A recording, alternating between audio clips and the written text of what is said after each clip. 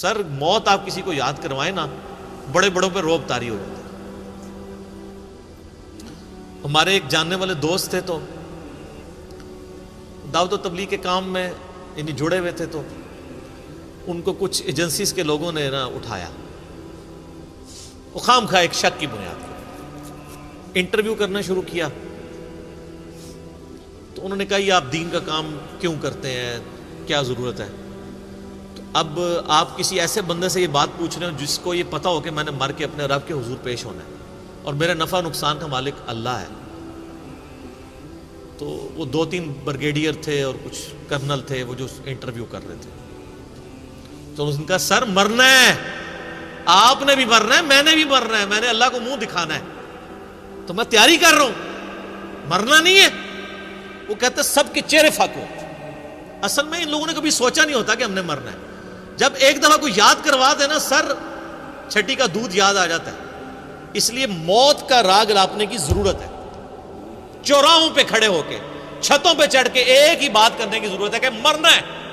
جب مرنا ہے تو سر پھر آپ اپنی مرضی کی زندگی نہیں گزار سکتے، پھر خدا کی مرضی کی زندگی گزاریں گے۔ اگر مرنے کی تلوار ہٹ جائے تو جو مرضی کریں۔ میں اکثر کہتا ہوں، میرے ایک یوٹیوب پہ کلپ بھی ہے، خدا انسان کی ضرورت کیوں ہے؟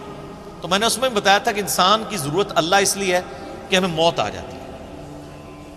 اگر موت نہ آئے، اگر کوئی بیماری اور پریشانی نہ آئے تو خدا میری ضرورت ہی نہیں ہے۔ آپ ایک لمحے کے لیے امیجن کریں کہ آپ مریں بھی کوئی نہ اور آپ کو پریشانی بھی کوئی نہ آئے، تو سر یہاں ہم کیوں 100-150 لوگ بیٹھے ہوئے ہیں؟ کرو کر ہی جاؤ، پریشانی بھی کوئی نہیں، موت بھی کوئی نہیں، جو مرضی کرو۔ تو خدا آپ کی ضرورت ہی نہیں ہے، پھر کس نے نماز پڑھنی ہے؟ اگر کوئی شخص اس کو موت نہ آئے اور پریشانی کوئی نہ آئے تو سر خدا کیسے میری ضرورت ہے؟ میری ضرورت ہے اس لیے ہے کہ میں نے مر جانا ہے، یہ تلوار لٹکی اللہ کے حضور پیش ہونا ہے۔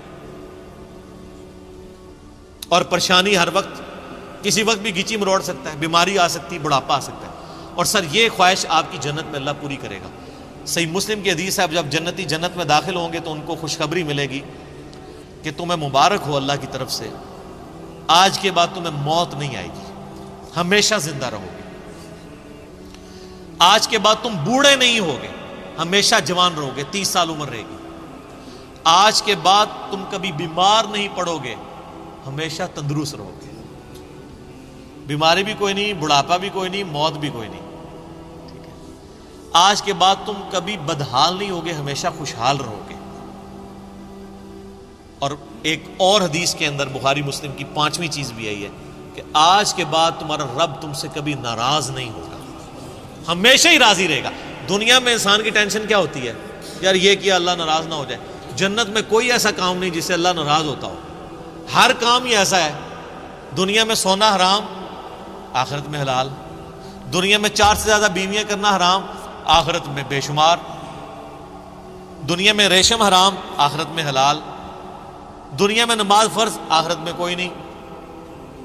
دنیا میں پخانے کی کمزوری، بخاری مسلم میں حدیث ہے، آخرت میں انسان کھائے گا ایک خوشبودار ڈکار آئے گی، ڈکار بھی خوشبودار، سب کچھ ہضم، کوئی پخانا نہیں۔